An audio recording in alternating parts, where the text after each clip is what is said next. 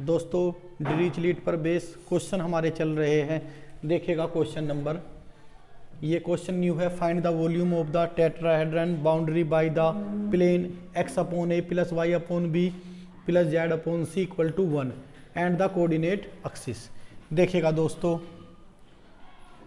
Triple integration dx dy dz, और ये है हमारा given x upon a plus y upon b plus z upon c equal to 1।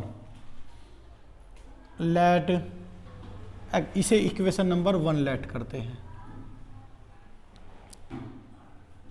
v equal to, तो x upon a equal to u, this implies x equal to a u, तो this implies dx equal to हो गया a du, y upon b equal to v, this implies y equal to bv, this implies dy equal to b dv, z upon c equal to w, this implies z equal to C W, this implies dz equal to C D W. अब हम 1 implies करते हैं। Triple integration dx की value दोस्तों a du b dv c dw, तो ये हो जाएगा हमारा। और देखिएगा u plus v plus w equal to 1। A B C बाहर लेते हैं। Triple integration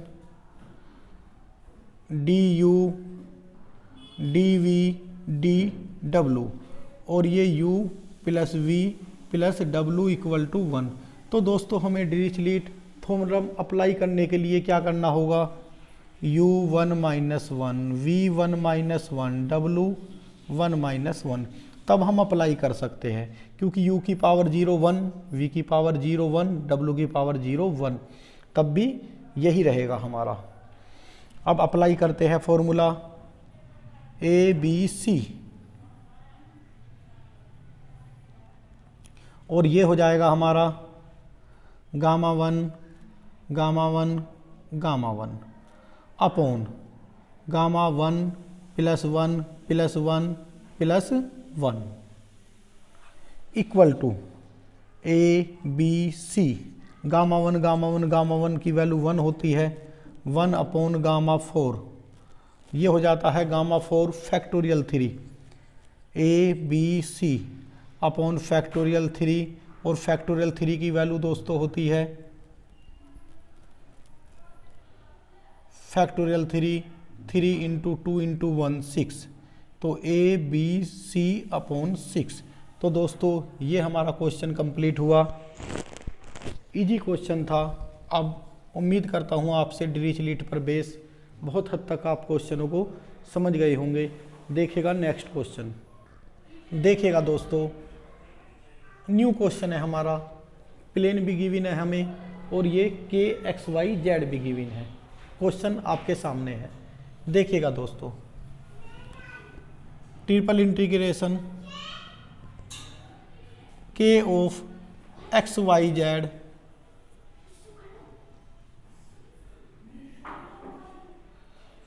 D X D Y D Z, इसे हम 1 लेट कर लेते हैं। और यहाँ है हमारा x अपॉन ए प्लस के y अपॉन बी प्लस के z upon C equal to 1। देखिएगा दोस्तों, डिरिचलेट थ्योरम, डिरिचलेट इंटीग्रल से हमें इसे इवैल्यूएट करना है। अब देखिएगा, सबसे पहले हमें यह भी देखना होगा कि डिरिचलेट हम कब लगाते हैं, ये भी मैं आपको बताऊंगा। देखिएगा, triple integration x l minus के 1 y m माइनस के वन, जेड n माइनस के one, D X D Y D Z. अगर ये होता है दोस्तों x प्लस वाई प्लस के Z less than and equal to 1, तब हम डिरिचलेट थ्योरम अप्लाई करते हैं। और थ्योरम क्या है हमारी? Factorial gamma L gamma M gamma N upon gamma L plus M plus N plus 1। लेकिन ये कंडीशन होनी चाहिए। इस नोट को बहुत ध्यान से समझिए आप। लेकिन क्या हो रहा है, अब तक हमने 6 या 7 क्वेश्चन हमने डिरिचलेट पर किए हैं दोस्तों। यहाँ तो एक्स वाई जेड आ जाता है, लेकिन यहाँ नहीं आता। जो क्वेश्चन में गिवन होता है क्या होता है? X upon A, Y upon B, Z upon C. होना क्या चाहिए? जो यहाँ है वही यहाँ होना चाहिए। ये कंडीशन है हमारी डिरिचलेट लगाने की। जैसे मैं अभी क्लियर कर देता हूँ आपको। अगर ये कंडीशन है तभी तो ये फॉर्मूला लगाएंगे। लेकिन यहाँ देखिएगा आप, X Y Z D X D Y D Z, चलो ये कॉन्स्टेंट है, बाहर आ जाएगा। लेकिन दोस्तों अगर यहाँ अपोन में ए बी सी ना होता, तब हम डिरिचलेट डायरेक्टली अप्लाई कर कर एक लाइन में आंसर आ जाता। जैसे कि एक क्वेश्चन है बुक में, मैं देख रहा था। नेक्स्ट क्वेश्चन दिया हुआ है दोस्तों, ये गिवन है हमारा ट्रिपल इंटीग्रेशन एक्स स्क्वायर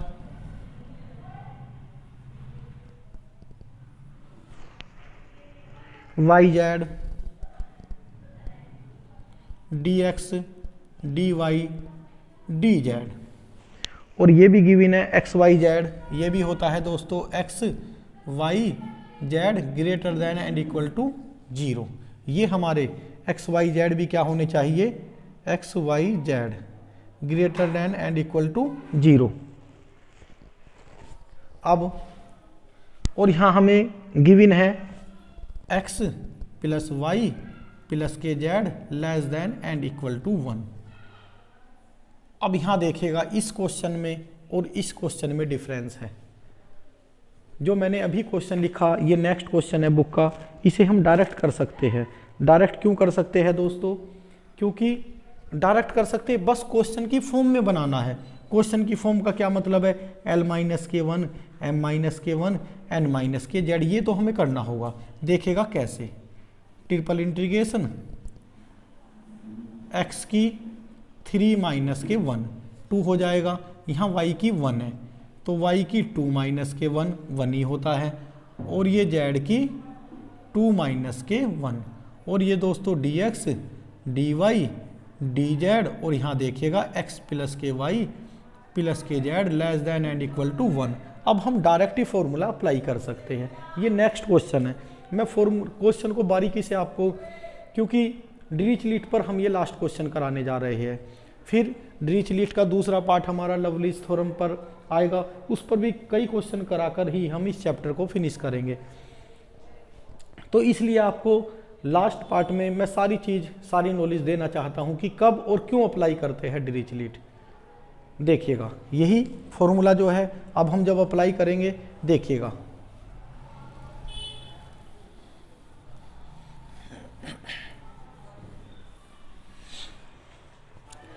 देखिएगा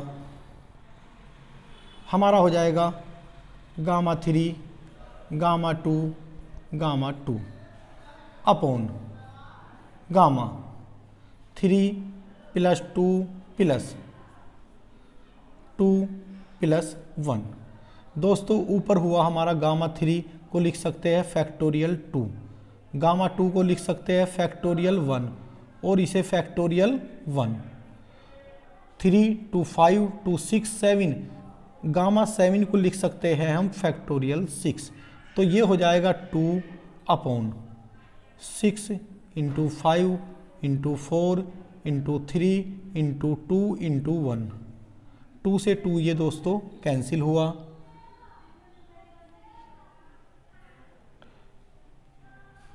6 इंटू 5 30, 30 इंटू 4 120, 120 इंटू 3 लेकिन थोड़ा सा ये करना होगा, 3 2 5 2 7 8, ये 8 आ जाएगा दोस्तों। तो ये गामा 8 आ जाएगा। तो गामा 8 का मतलब है फैक्टोरियल 7। तो यहाँ हमें 7 करना होगा। अब देखिएगा ध्यान से, 2 से 2 कैंसिल हो गया, तो ये हो जाएगा 7 × 6 42, और ये 60 5 × 4 20 20 × 3 60, इसकी मल्टीप्लाई कर देते हैं।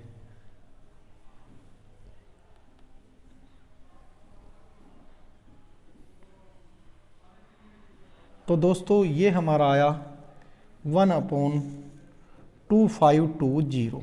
तो इस तरीके का क्वेश्चन हमें गिवन था बुक में, तो ये डायरेक्ट हमने डिरिचलेट पर किया, और डायरेक्ट इसका आंसर भी क्यों आ गया दोस्तों, XYZ। लेकिन अब से पहले जो भी हमने क्वेश्चन किए XYZ है, लेकिन यहाँ XYZ नहीं है, एज इट इज नहीं है इस तरीके से। तो इसलिए हमें डिरिचलेट की फॉर्म में पहले क्वेश्चन को हमें बनाना होगा। तो इस क्वेश्चन को आप बिल्कुल नोट करिएगा। वैसे मैं इसे अभी रफ नहीं कर रहा, हो सकता है ये क्वेश्चन यहीं कंप्लीट हो जाए, फिर डिफरेंस और अच्छी तरह से आपको समझ में आएगा। अब देखिएगा,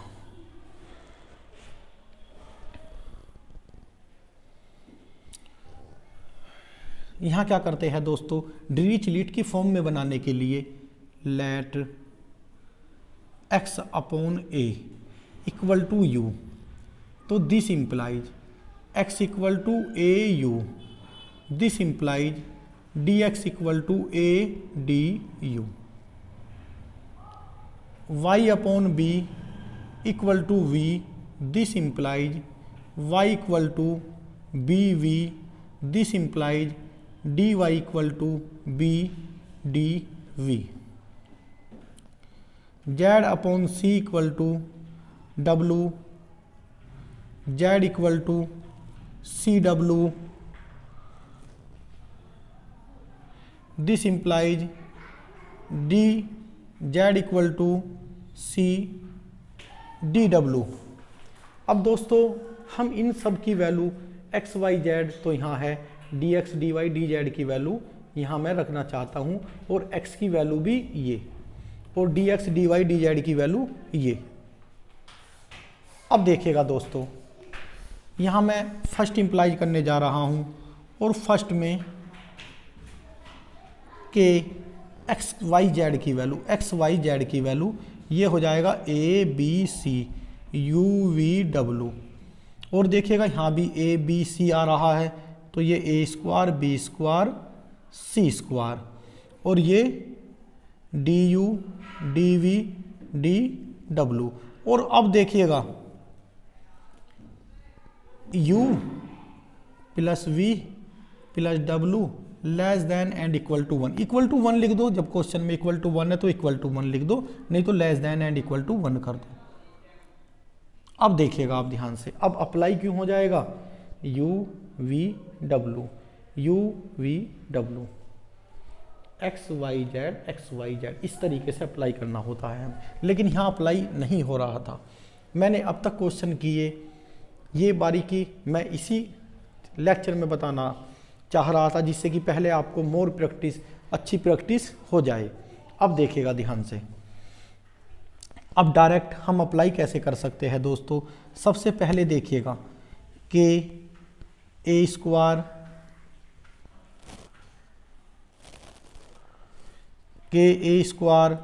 b² c² कॉमन लेते हैं, और यहाँ बच गया u v w। अब u v w तो है, लेकिन हमें क्या है, फॉर्मूला किस फॉर्म में था हमारा, l - k1 m - k1 और n - l m n, l - 1 m - 1 n - 1 की फॉर्म में था, तो उसे यही बना लेंगे। 2 - 1 1 ही होता है जब भी पावर 1 है, v 2 - 1 2 - 1 du dv dw, और ये दोस्तों u + v + w = 1। अब फॉर्मूला डायरेक्ट अप्लाई करते हैं। दिस इम्प्लाइज, देखिएगा इसके इक्वल चल रहा है। अब तो ये यहाँ था दिस इम्प्लाइज, तो इक्वल के A square B square C square gamma two upon gamma 2 + 2 + 2 + 1।